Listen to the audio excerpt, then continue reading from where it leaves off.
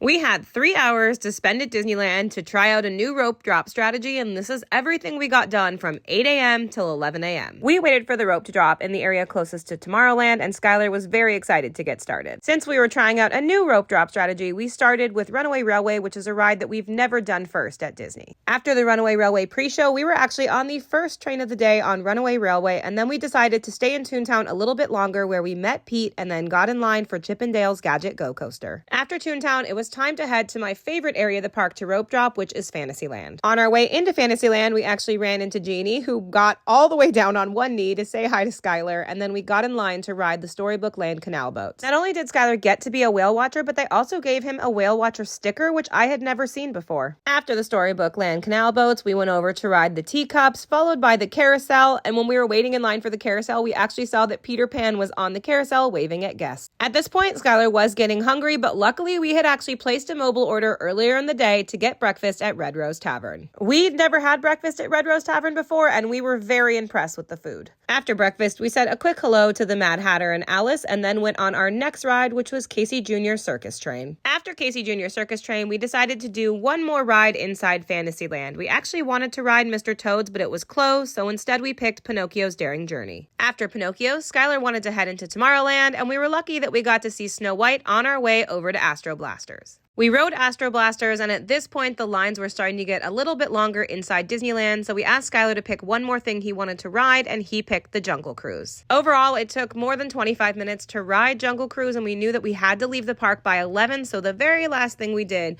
was hop on the omnibus, and that took us down Main Street towards the exit, but we were able to do 10 rides in under 3 hours.